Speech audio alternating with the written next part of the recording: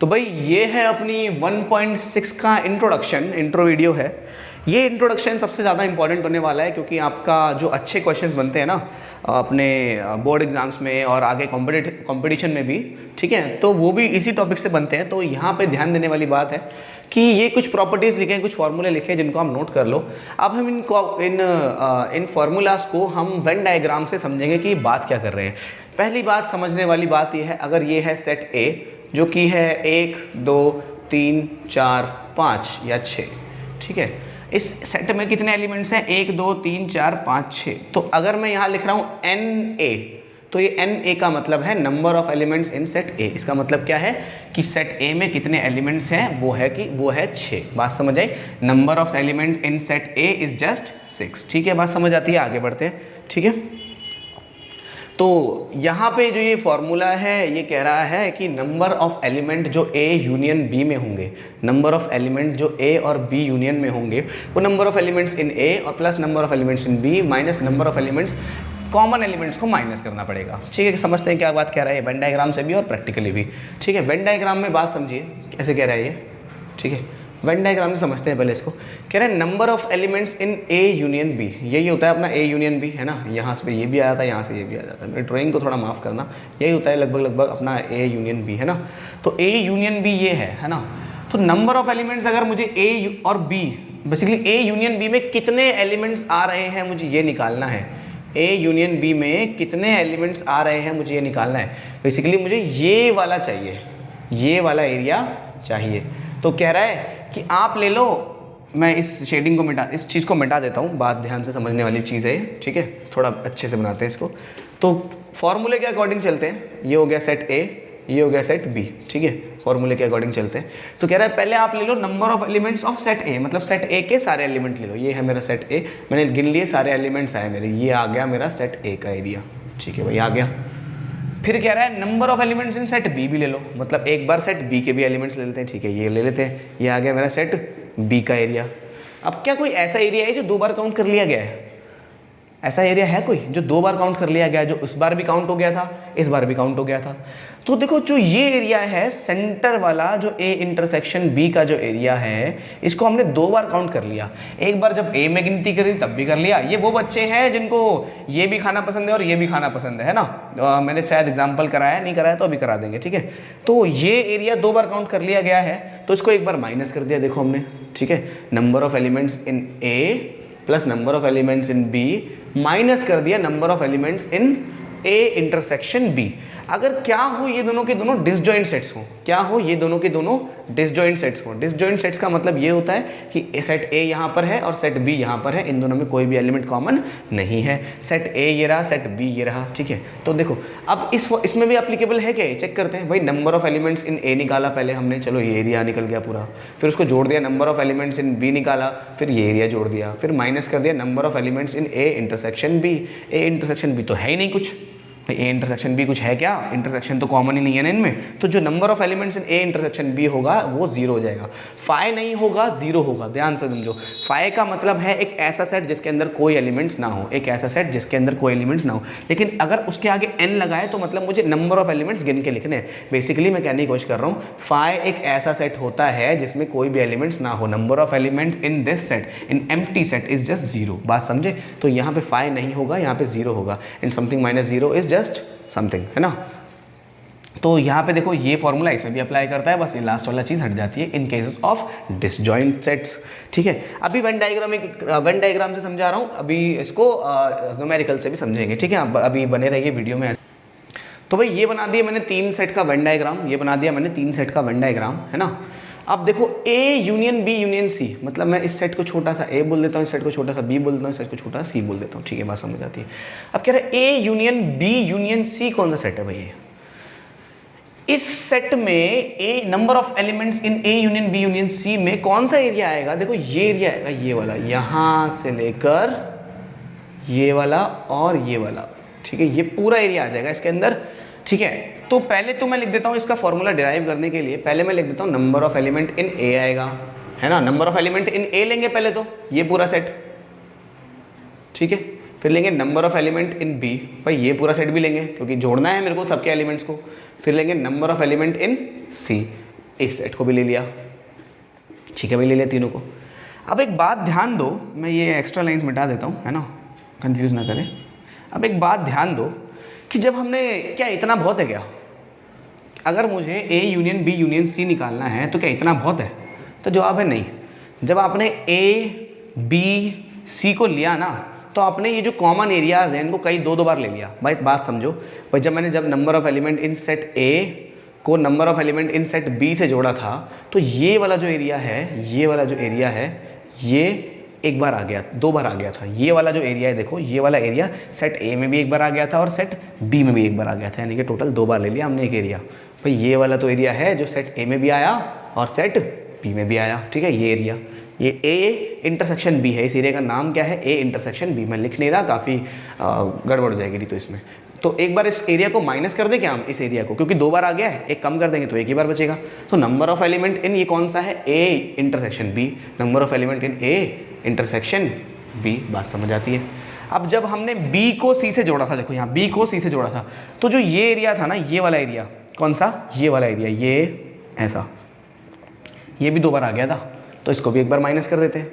तो minus number of element in B intersection C, ठीक है। अब एक बार माइनस करते हैं, कौन सा? अब ये वाला एरिया भी तो दो बार आ गया था, देखो कब, जब हमने ए और सी को जोड़ा था, तो ये वाला एरिया भी दो बार आ चुका, ठीक है। एक बार माइनस कर देते हैं number of element in A intersection B. बात खत्म क्या यहाँ पे? खत्म फॉर्मूला? तो जवाब है नहीं, अभी खत्म नहीं हुआ, अभी थोड़ा पिक्चर अभी बाकी है, ध्यान दो। अब भाई जब हमने एक बार इसे माइनस, देखो स्टार्टिंग से कहानी समझते हैं, हो क्या रहा है इधर, है ना, इसकी मदद से समझते हैं। देखो पहले मैंने लिया सेट ए, उसको जोड़ दिया सेट बी से, फिर उसको भी जोड़ दिया सेट सी से। तो ये तो देखो, ये जो एरिया था, देखो ये वाला एरिया ए इंटरसेक्शन बी का जो एरिया था, ये दो बार आया था, एक बार हटा दिया। ये एरिया भी दो बार आया था, एक बार हटा दिया। ये एरिया भी दो बार आया था, एक बार हटा दिया। लेकिन जो सेंटर वाला एरिया है वो तीन बार आ गया था। कितनी बार आ गया था?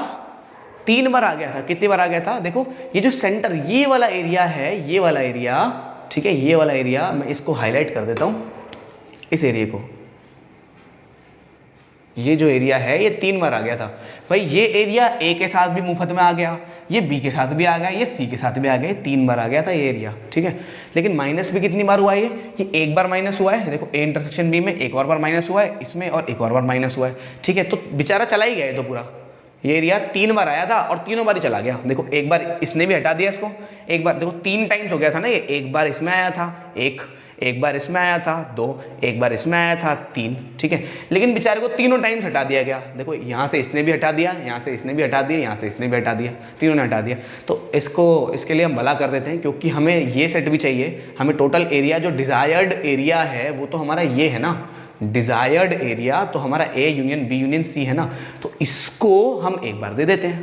भाई तीन बार आया था, तीनों बार चला गया, ये देखो तीन बार आया था, तीनों बार चला गया, तो एक बार हम अपनी तरफ से ऐड कर देते हैं। इस एरिया का नाम होता है number of elements in A intersection B intersection सी।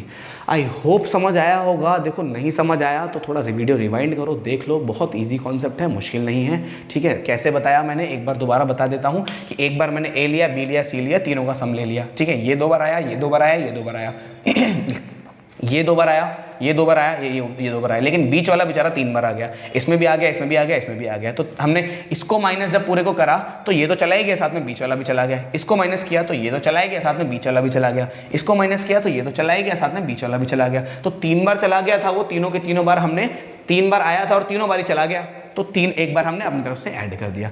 तो ये फॉर्मूला बनता है किसका, मैं एक बार नोट कर लो इस चीज़ को। ये फॉर्मूला बनता है किसका? A intersection B intersection C, या A union B union C, किसी का भी फॉर्मूला बन सकता है। ये मैंने यहाँ लिखवाया है, ठीक है। अगर जैसे अब कुछ एक दो चीज़ और, अगर आपसे ऐसे पूछे number of elements in A union B, और ऐसे पूछा, ये तो आपको पता है number of elements in A plus number of elements in B minus number of elements in A intersection B, ठीक है। अगर आपसे ये पूछ ले और ये दे दे तो इसको यहाँ भेज देना, इसको यहाँ भेज देना, सिंपली। अगर आपसे इंटरसेक्शन पूछ ले और यूनियन दे दे तो इसको यहाँ भेज देना, इसको यहाँ भेज देना। भाई अब बच्चों ये तो अभी हमने सीख लिया कि वेन डायग्राम से इन प्रॉपर्टीज़ का मतलब। अब हम सीखने जा रहे हैं कुछ रियल लाइफ वर्ल्ड प्रॉब्लम्स, ठीक है, जो कि आपके एग्जाम में CBSE पॉइंट ऑफ व्यू से आती हैं। अब यही जो फॉर्मूले हैं ये आगे चैप्टर्स में भी इस्तेमाल होंगे। होंगे, ये यूज़ होगा मेरे ख्याल से प्रोबेबिलिटी और परम्यूटेशन कॉम्बिनेशन, इनमें से कहीं हो सकता है ये फॉर्मूले का इस्तेमाल, जहाँ तक मुझे ध्यान है ये दोनों में ही होता है अगर अच्छे प्रॉब्लम्स पे जाओगे। तो क्वेश्चन नंबर एग्जाम्पल नंबर 24 में अब हम आते हैं इसके रियल लाइफ प्रॉब्लम्स पे।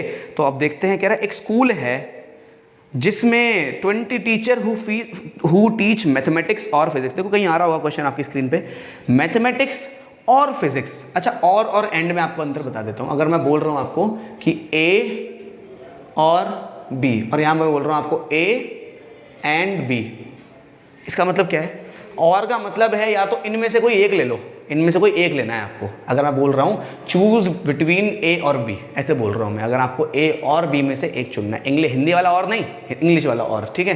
तो इसमें से कोई एक, यानी कि या तो ये। लेकिन अगर मैं बोल रहा हूँ कि ए एंड बी, तो मतलब दोनों ही लेने पड़ेंगे। तो आपको थोड़ा थोड़ा आइडिया लग रहा होगा, ए और बी जो रिप्रेजेंट करता है वो यूनियन को रिप्रेजेंट करता है। किसको? और का मतलब, ये बात ध्यान रख लेना, और का मतलब होता है यूनियन। क्या मतलब होता है? यूनियन, मतलब कि यू, ठीक है? और ए एंड बी का मतलब जो इसमें भी हो और इसमें भी हो, तो ये रिप्रेजेंट करता है किसको? एंड किसको रिप्रेजेंट करता है? अपने इंटरसेक्शन को, ठीक है? इसको लिख लेना कॉपी की साइड में, ये करता है इंटरसेक्शन को रिप्रेजेंट, ठीक है? इस बात का ध्यान रख लेना, कॉपी में साइड में लिख लेना। अब इस क्वेश्चन में इस्तेमाल भी करते रहेंगे, याद भी हो जाएगा आपको ये चीज़। कह रहा है एक स्कूल के अंदर 20 टीचर ऐसे हैं जो मैथ्स पढ़ाते हैं और फिजिक्स पढ़ाते हैं। और लिखा हुआ है, और का मैंने बताया था, और का मतलब होता है अपना यूनियन, ठीक है? तो मैंने number of teacher who teach physics को NP बोल देते हैं, number of teacher who teach mathematics को NM बोल देते हैं, ठीक है? अब कह रहा है ऐसे 20 टीचर हैं जो कि मैथ्स और फिजिक्स पढ़ाते हैं, मैथ्स और फिजिक्स, और मतलब यूनियन। तो number of teacher who teach math और फिजिक्स, मैथ्स और फिजिक्स, यहाँ मैं M लिख देते हैं, यहाँ पे हम P लिख देते हैं। मैथ्स और फिजिक्स आर 20 टीचर हैं ऐसे। बात समझ आई? दिमाग में घुसा होगा थोड़ा बहुत, तो नहीं घुसा तो रिवाइंड कर लो, ठीक है? कह रहा है ये ठीक है। 12 टीच मैथमेटिक्स वाले जो हैं, नंबर ऑफ मैथमेटिक्स वाले 12 हैं। कितने हैं?